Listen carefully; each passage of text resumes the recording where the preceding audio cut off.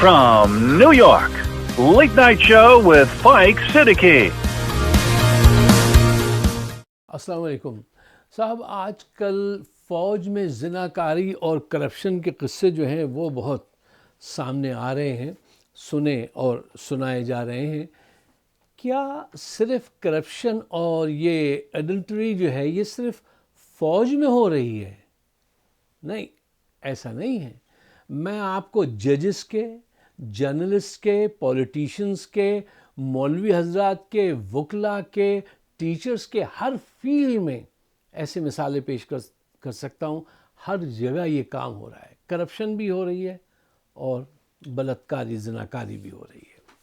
دیکھیے, جرنیلوں کی کرپشن اور ان کی یہ جو زناکاری ہے یہ آپ کو اس لیے زیادہ ہمیں بری لگتی ہے کہ ہم ان کو کچھ زیادہ اپنے سے بھی بہتر سمجھتے تھے اور توقعات تھیں ان سے. ان کو ہم اس نگاہ سے دیکھتے آئے کہ یہ محافظ ہیں قوم کے, یہ چوری سے نفرت کرتے ہوں گے, کرپشن سے, یہ چور کو پکڑنے والے لوگ ہیں. اب پتہ چلا کہ نہیں بھائی, یہ چور کو پکڑنے والے نہیں, یہ چور کو لا کے حکومت میں صدر اور وزیر اعظم بنانے والے لوگ ہیں. یہ ان کے ساتھ شریک جرم ہے, شریک سفر ہے. حقیقت یہی ہے. اچھا دیکھیے, میں ایک بات آپ کے سامنے رکھتا ہوں کہ جب پاور کرپٹ ہو جائے اور اس کی اکاؤنٹیبلٹی نہ ہو کسی بھی انسٹیٹیوشن میں, تو وہاں پہ یہ تمام واقعات حادثات نہیں گنے جاتے, یہ سسٹم کا حصہ بن جاتے ہیں. اور یہی ہو گیا ہے کہ اب سننے میں یہ آ رہا ہے, وہ سولجر سپیکس جو صاحب کرتے ہیں انہوں نے بتایا, حیران ہلا کے رکھ دیا انہوں نے پوری دنیا کو, کہ یہاں پہ جونیئر آفیسرز جو ہیں وہ جرنیلوں کو اپنی بیویاں پیش کرتے ہیں. اگر بیوی احتجاج کرے تو اس کے انجیکشن لگا دیتے ہیں, سلا دیتے ہیں اور کہتے ہیں سر اب آپ سنبھال لیجیے گا. اتنا کردار گر گیا.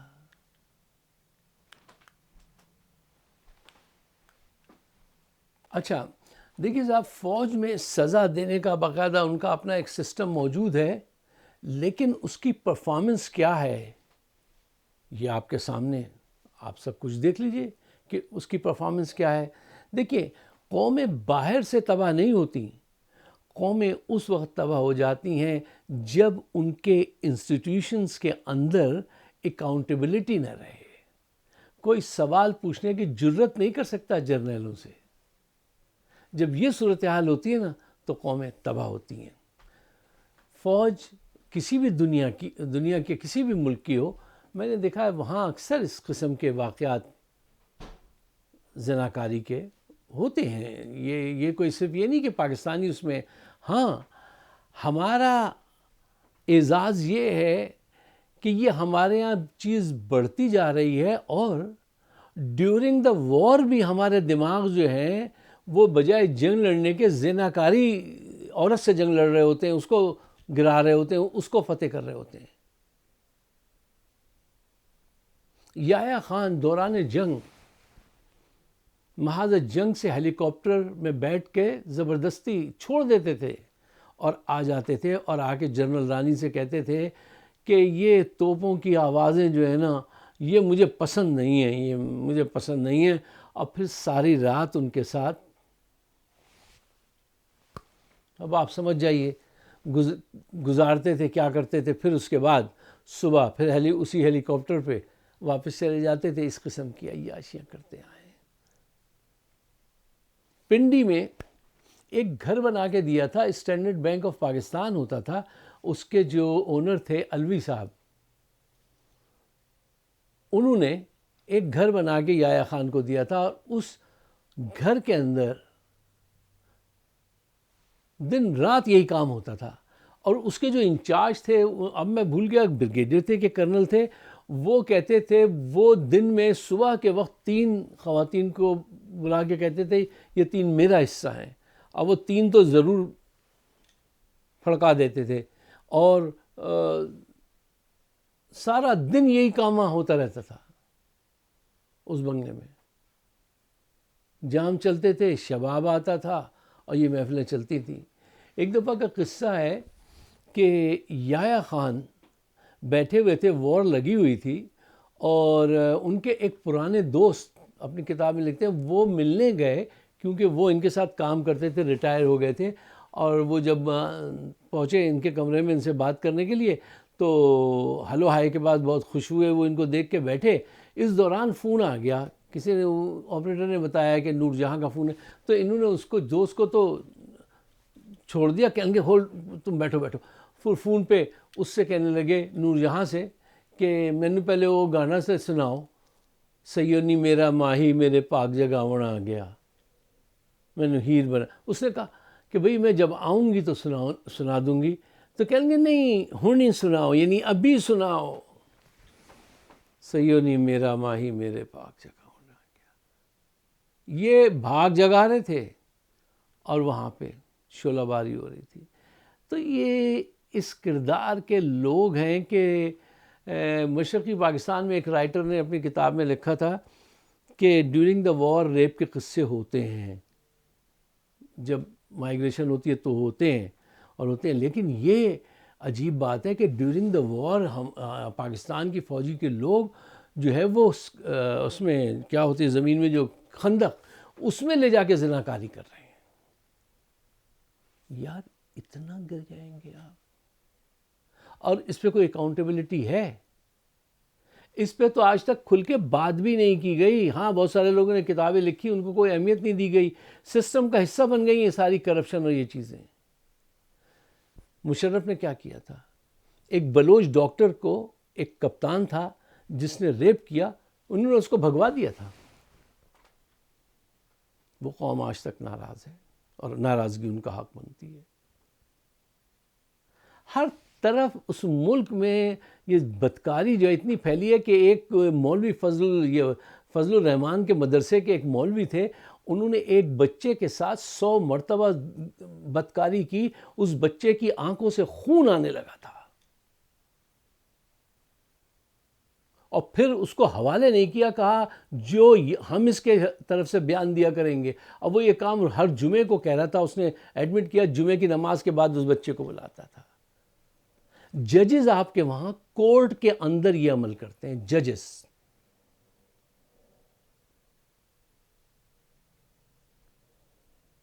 یار پورا معاشرہ بد کرداری کے اس طوفان میں ہے، کیوں اکاؤنٹیبلٹی کہیں نہیں ہے؟ عدالتیں آج ان کے ہاتھ میں ہیں، ٹوٹل کنٹرول ان کے پاس ہے، عاصم منیر صاحب کے۔ میڈیا کو اپاہج انہوں نے کیا ہوا ہے۔ جب کہیں سارے انسٹیٹیوشن ایک آدمی کی اس میں ہوں تو وہاں کیسے بات بنے گی؟ مجھے بتائیے۔ دیکھیے، بہادری برائی کو چھپانے میں نہیں ہے، گندگی پہ کارپیٹ ڈالنا بہادری نہیں ہے، سوال کا جواب نہ دینا یہ بہادری نہیں ہے۔ جو سوال پوچھے اس کو غدار قرار دے دیتے ہیں، اور جو خاموشی اختیار کر لے اس کو اطاعت سمجھنے لگتے ہیں۔ وہ اطاعت نہیں ہے، وہ سلو ڈسٹرکشن کا عمل ہے جو جاری ہے۔ جہاں سوال پوچھنے کا حق بھی چھین لیا جائے، وہ معاشرہ کیسے ترقی کرے گا؟ کیوں کر ترقی کر سکتا ہے؟ اچھا صاحب، پروگرام کو وقت کو بچانے کے لیے 4-5 پوائنٹ ہیں، اس میں سے کچھ تو وہی ہیں جو ابھی میں نے آپ سے کہے، ان کو دوبارہ میں سمجھتا ہوں بہت امپورٹنٹ ہیں تو دوبارہ اس کو اسٹریس کر رہا ہوں۔ پوائنٹ نمبر 1، دیکھیے، جب سوال پوچھنا عذاب بنا دیا جائے تو کرپشن اپنے وجود کے ساتھ آ کر جواب دیتی ہے۔ پھر کرپشن اپنے وجود کے ساتھ آ کے جواب دیتی ہے۔ پوائنٹ نمبر 2، قومیں باہر سے نہیں اندر سے انسٹیٹیوشنز تباہ کر کے گر جاتی ہیں اور ہمارے یہاں گرائی جا رہی ہیں۔ ٹھیک ہے۔ پوائنٹ نمبر 3، کرپشن سے زیادہ نقصان، خطرناک چیز اکاؤنٹیبلٹی کا خاتمہ ہے۔ جو بظاہر تو کہہ دیتے ہیں یہ قانون ہے اور یہ شکر، نہیں، کوئی چکر نہیں ہے۔ ایک شریف آدمی پہ 200 مقدمات کر دیے ہیں اور وہ چوہوں کی طرح جج اس چیمبر سے اس چیمبر میں بھاگتے رہتے ہیں، چوہوں کی طرح۔ چوہوں سے زیادہ وقت نہیں ان کی، میری نگاہ میں، ان ججز کی، جو اپنے حق کے لیے بھی نہیں اٹھ سکے۔ ان کی ویڈیو بنائی تھی ایجنسیز نے، اور انہوں نے لیٹر لکھا پھر بھاگ گئے کہ دیکھیے انہوں نے تو ہماری بیڈ روم تک کی وہ بنا دی. تو فائز عیسیٰ نے کہا تھا ہمیں تو انہوں نے کبھی پریشر نہیں کیا، ہماری تو ویڈیو نہیں بنائی، کیوں آپ ان کا کہنا مانتے، اس لیے آپ کو پریشر نہیں کیا. یار سپریم کورٹ کا جج بہت بڑی چیز ہوتا ہے کسی بھی ملک میں.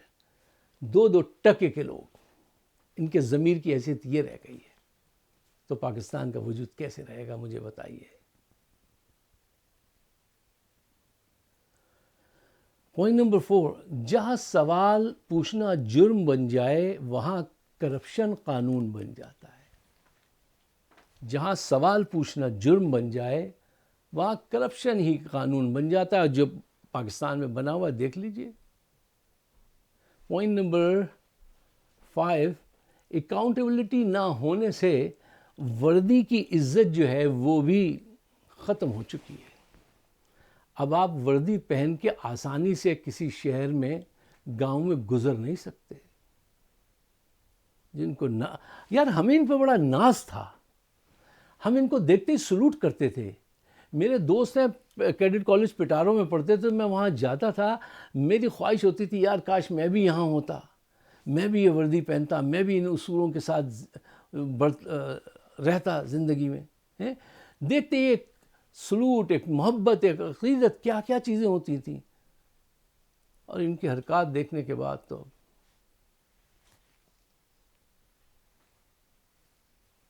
سارا فسانہ ہی ختم ہو گیا.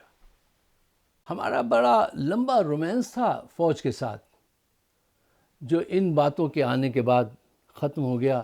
شعر سنیے اور اجازت دیجیے کہ کل ہی پڑھا اور میں نے اس کو یہاں پہ نوٹ بھی کیا، اور یہی وہ موقع ہے جہاں پہ آپ اس کو انجوائے کر سکیں گے کہ ہمارا ان کا اب رومانس ختم ہو چکا. آؤ کہ آج ختم ہوئی داستان عشق، آؤ کہ آج ختم ہوئی داستان عشق، اب ختم عاشقی کے فسانے سنائیں ہم، اب ختم عاشقی کے فسانے سنائیں ہم. کہاں جا رہے ہیں کوئی علم نہیں ہے، صرف ایک چیز جانتے ہیں یہ سب، اس وقت کے جرنیل بھی اور حکومت بھی، اقتدار قائم رکھو، اقتدار قائم رکھو، عمران کو اندر رکھو، عمران کو اندر رکھو. نقصان ہوتا ہے ہو جائے، معیشت ڈوبتی ہے ڈوب جائے، اپنی عیاشیاں رہنی چاہیے. یار یہ ڈائریکشن ہے کسی قوم کے آگے بڑھنے کی. قومیں ایک دن میں تھوڑی گر جاتی ہیں، آہستہ آہستہ ہم اس عمل کا شکار ہو چکے ہیں. اب اللہ سے دعا کریں کہ وہ عمل رک جائے، کچھ سنسیئر لوگ سامنے آئیں، کچھ ایسا رب کر سکتا ہے. اپنے خیالات سے نوازیے گا. آپ سب کا بہت بہت شکریہ. خدا حافظ.